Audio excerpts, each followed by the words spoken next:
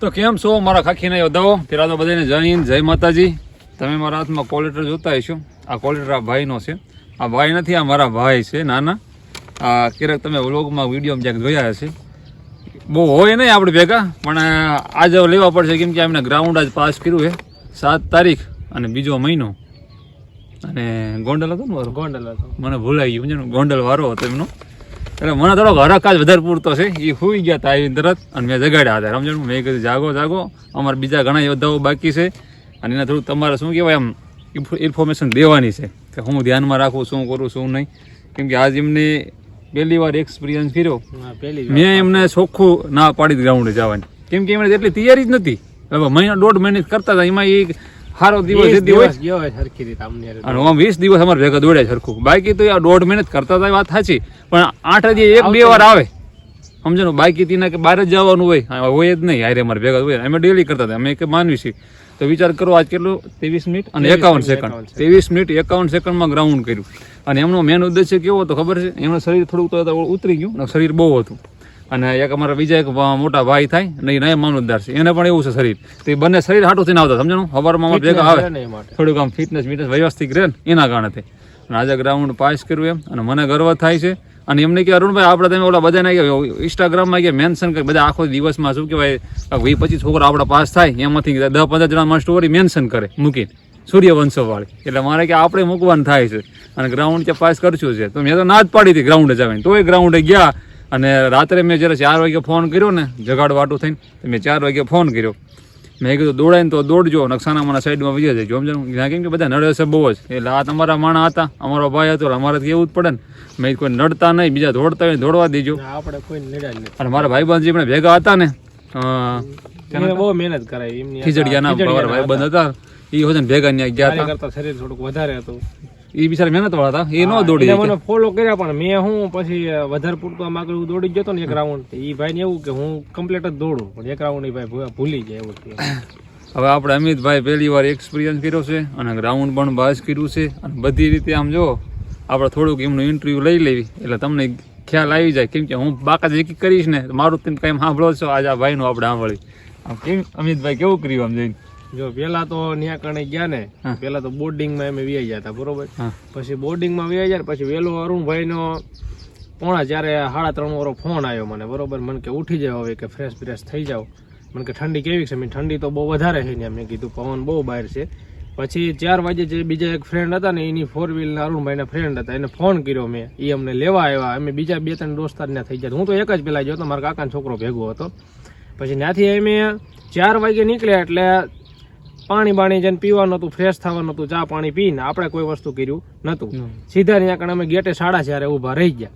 4:30 જોયું ને તો સાહેબુ બધેને 6 વાગ્યા વાળાને પેલા ઉભા રાખ્યા હતા. કે 6 વાગ્યા સિવાય કે ગેટના થોડાક છેટા ઉભા રાખતા બીજાને બધેને. 6 વાગ્યા વાળા હોય ને પેલા લઈ લેતા. 6 વાગ્યા વાળાને લીધા ને એટલે લગભગ પેલી બેચ લગભગ થઈ જાય ને એટલા 6 વાગ્યા વાળા થઈ ગયા. પછી પાછા બીજી બેચ વાળા લીધા ત્યાંથી નથી, લગભગ સમથિંગ 300 જેવા છે 7 વાગ્યાના ટાઈમ વાળા. 7 વાગ્યા ટાઈમ તો એમાં તો અમને 8 વાગ્યા નથી એન્ટ્રી દેતા, પણ તો એમના મમ્મી એન્ટ્રી અંદર કરી નાખી. એને એમ થયું કે 7 વાગ્યા વાળા છે. એમ 7 વાગ્યાને બોલે ને ટાઈમ અંદર વી ગયા. એટલે 5:45 અમારી એન્ટ્રી થઈ હતી અને 7 વાગે અમારે દોડવાનો વારો આવ્યો હતો, બરોબર. એટલે વાતાવરણ રહ્યું ને એ થોડુંક કેવરાયું તો અમને શ્વાસમાં એમાં તકલીફ પડતી હતી. કેમ કે અમે વધારે 6 વાગે દોડતા હતા, ત્યાં વારો 7 વાગે આવ્યો દોડવામાં, બરોબર. તો વાંધો નતો આવ્યો. 23 મિનિટ ને 51 સેકન્ડમાં. તમારી બેન્ચમાં કેટલા હતા? 200 છોકરા હતા. 200 છોકરા હતા ને એમાંથી અમારે લગભગ 70 કે હિંમત પાસ થયા હતા. 70 જેવા. પછી અમારા પછીની 2 બેચો બાકી હતી, એમાંથી તો લગભગ 40-50 એવી રીતે જ પાસ થયા હતા. એમાં એવું છે, અમારા અમિતભાઈ રહ્યા ને એમને આમાં બધે આજ ગ્રાઉન્ડ પાસ કરી એનો મને ગર્વ થાય છે. એમને બહુ આમાં કઈ માહિતી છે નહીં, સમજાણું. આ બધી માહિતી હું બધા એમની હાટની હું ભેગી કરીને બેઠો છું ટૂંકમાં. એમને આમાં રસ કાંઈ બહુ છે નહીં. આ તો શું કહેવાય, અમારે ભેગા આમથા દોડતા હતા અને તો ગ્રાઉન્ડ પાસ થઈ ગયા. અને એમને એમ કહે છે કે 70 જેવા પેલી બીજી બેન્ચમાં તમારે બીજી બેન્ચમાં 70 જેવા પાસ થયા. 7મીમાં કેમ છે? બીજી નહીં, ત્રીજી બેન્ચમાં વારો હતો. અને એમનો 8 વાગ્યાનો ટાઈમ હતો. પછી 7મીમાં તો કેવું થયું, પેલા તો 7મી અહીંયા મારે 7 કે 8 સેન્ટીમીટર ફૂલાઈ જતી હતી. 8 નોર્મલ 90 થઈ ગઈ ત્યાં આગળ. મેડમ ચેક કરતા હતા, નોર્મલ 90 થઈ ગઈ. પણ નાકમાં હું શ્વાસમાં તકલીફ પડતી હતી. શ્વાસ તો અંદર જવા લેવો, ઊંડો શ્વાસ. મેડમ કે શ્વાસ લ્યો, શ્વાસ લીધો ને તો 7 ફૂલાણી જ નહીં. 2 સેન્ટીમીટર જ ભૂલાણી. મેડમ કે ઊંડો શ્વાસ લ્યો. થાય. તે બીજી દાણ લીધી ને તે 7 સેન્ટીમીટર ફૂલાઈ ગઈ. કે ઓકે ડન, કે હવે ધ્યાન રાખવાની કે સિક્કા મારી કમ્પ્લીટ કરી દીધી. આમ તમારી નજરમાં કોઈ સાતી હાઈટમાં કોઈ ફેલ કર્યા હતા અમારી નજરમાં લગભગ તો ત્યાં નતા થતા, એક બી એવા 3-4 એવા છોકરા હતા કે જે તમારી ભેગા થા. બાકી વધારે રાઉન્ડમાં જ રહી. આમ કોઈને સમજી લો કે હું આવ્યો રેડી ના કણ હું તમારી બાજુ મને છાતીમાં પ્રશ્ન રહેશે ને હાઈટમાં ઓછા આવે, વધારે 10% હાઈટમાં નીકળી જાય, બાકી છાતીમાં વધારે લેસ પ્રોબ્લેમ રહેશે. કેમ કે મને કેવરાઈ ગયું હતું થોડુંક. એટલે એમ નહીં તો માની લો કે હું ત્યાં કણ બાજુમાં આવ્યો તો મને શ્રેષ્ઠ માપતા હોય. કેમ કે અમારા યોદ્ધાઓ બધા રહ્યા ને અલગ અલગ સવાલ મને વોટ્સએપ મનીમાં કરતા હોય. તો માની લો મને શ્રેષ્ઠ માપી અને મારે શ્રેષ્ઠ ન ફોડી એટલે ડાયરેક્ટ મને આમ સાઈડમાં જવા દે કે ઘડીક અરે ઉભા મને 2 વખત પ્રેક્ટિસ કરવા દીધી. બે મેડમ રહ્યા ને એનો સ્ટાફ રહ્યો ને બહુ મસ્ત છે, પણ એવડીયાનું હું પછી મેનેજમેન્ટ કરવામાં થોડોક ટાઈમ રહ્યો ને વ્યૂ જાય વધારે. બાકી આટલું બધું પહેલા દોડાવતા હોય ને તો છોકરીને એટલી બધી પ્રોબ્લેમ ન થાય, કારણ કે મારી 3જી બેન્ચમાં વારો હતો. 4થી બેન્ચ વાળા રહ્યા ને એને જે રાઉન્ડ પૂરા કરીને એની હાલત જોઈ ને પરસેમ રેપજેપ થઈ જાય. પણ હું મૂકવાનું નહીં છેલ્લા સુધી, સમજાણું, દોડી જવાનું, એવી જીગર રાખવાની કે આપણે રહ્યા ને આપણા મા બાપ માટે દોડવી. બરોબર, જો મારે કાંઈ મેં નથી કોઈ તૈયારી કરી, કોઈ વસ્તુ કાંઈ નતું, બરોબર, તોય આપણે વિચાર્યું તો દોડી જવું છે, સમજાણું, કરી બતાવવું. અરુણભાઈના લોક જોઈ લેવાના અને હારા પડતા મારા 2 ભાઈબંધના એક બરોબર આ 2 અરુણભાઈ જે ભાઈબંધ દોડે ને એને મને સપોર્ટ કર્યો હતો અને એના કારણે હું પાસ થઈ ગયો. બરોબર, અરુણભાઈએ સવારમાં ફોન કરી દીધો અને બીજા એક સાહેબ એએસઆઈ સાહેબ ત્યાં કણ ઓલા પીઆઈ સાહેબ રિટાયર આવ્યા હતા ને એમને મોટિવેટ કર્યા, 12 ટિપ્સ આપી અને એમાં પાસ થઈ ગયા. સમજાય. હવે 8 વાગ્યાનો તમારો ટાઈમ હતો તો તમે વિચાર કરો 7 વાગે વારો આવી ગયો. 8 વાગ્યાનો ટાઈમ હતો અમિતભાઈ ને તો 7 વાગે વારો આવી ગયો. પણ એક વસ્તુ એ કે ડોક્યુમેન્ટમાં ખાસ ધ્યાન રાખજો, કેમ કે તમારે કુમાર લખેલું હોય છે ને તો અત્યારે અમને તો જવા દીધા હતા. માનો કે મારું નામ જયેશ છે તો જયેશ કુમાર વિનુભાઈ ચાવડા હતું મારે, બરોબર, તો એવી રીતે પછી આધાર કાર્ડમાં ચાવડા જયેશ વિનુભાઈ હતું એટલે ભાઈ વાયણ આવે ને ઓલા કુમાર આવે ને એમાં અટકાવે છે. બરોબર, ડોક્યુમેન્ટમાં 2માં સેમ નામ થવું જોઈએ, સેમ થવું જોઈએ. બરોબર, બીજા ભેગા લઈ જાય હાલે પણ એનું નામ રહ્યું ને ફોર્મમાં સેમ થવું જોઈએ, કારણ કે આપણે એલસી માં નામ રહ્યું ને એ નામ પાછું ફોર્મમાં હોય, પછી ઓલું જે નામ આધાર કાર્ડ માં એમાં અલગ હોય એટલે પ્રોબ્લેમ થાય. થોડીક ઘણા લોકોને પ્રોબ્લેમ થઈ એવું લાગે ને એક્સ્ટ્રા ડોક્યુમેન્ટ લઈ જાવ લેતું જવું અને સમજણ એટલે વાંધો તમારે ન આવે ટૂંકમાં. અને ફોર્મ માં જે આ જે ફોટો આવે ને જો અમારો ફોટો બરોબર નથી દેખાતો, બરોબર, તો એના સાહેબે મને જવા દીધો. બાકી આ ફોટો રહ્યો ને આ તમે માનો કે આ કઢાવી હોય ને તો આ ફોટો રહ્યો ને એવું લાગે ને તો કલર પ્રિન્ટ કાઢી લેવાય એટલે ફોટો કમ્પ્લીટ ચોખ્ખો દેખાવો જોઈએ. એ આધાર કાર્ડ નો 2 ફોટો ચેક કરશે ને તમને ચેક કરશે. સમજાય. આમાં કાઢ્યા હતા 1-2 એટલે ફોટો થોડોક તમારો વ્યવસ્થિત હોવો જોઈએ. કેમ કે હવે વધારે પડતું સ્ટ્રીક થવા માંડ્યું છે. કેમ કે ઘણા કમ્પ્લેન્ટ કરે ને હાઈકોર્ટમાં, એટલા માટે હવે થોડાક આવડા લોકો શું કહેવાય થોડુંક વધારે સ્ટ્રીક. અમે હું જતી એટલું બધું નતું સમજણ, નોર્મલી જવા દેતા બધું, પણ હવે નથી જવા દેતા.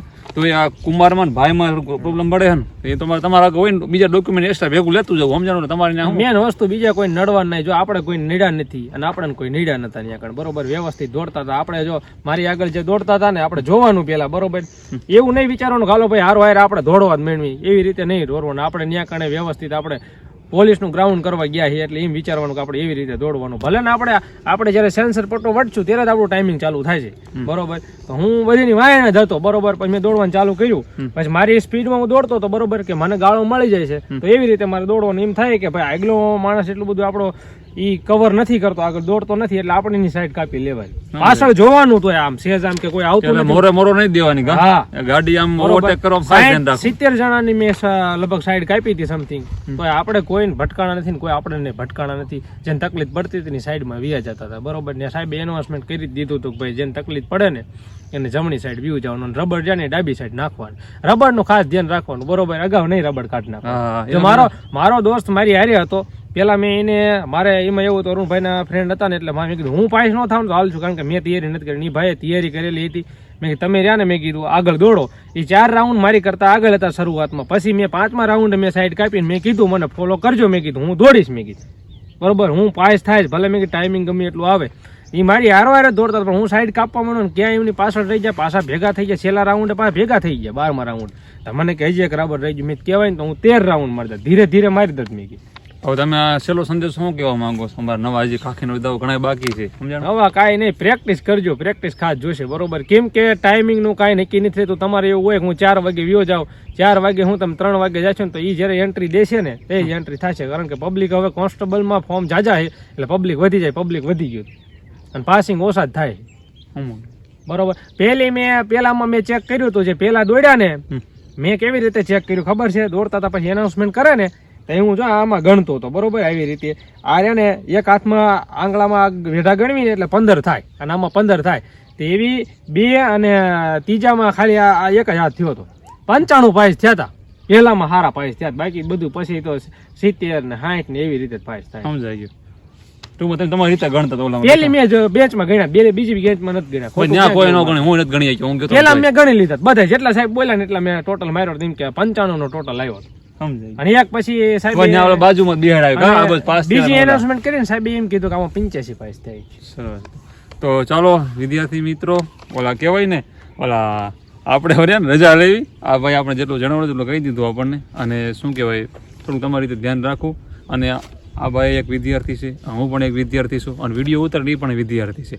આપણે બધાને જેટલો સહકાર થાય ને એટલો કરવી છે.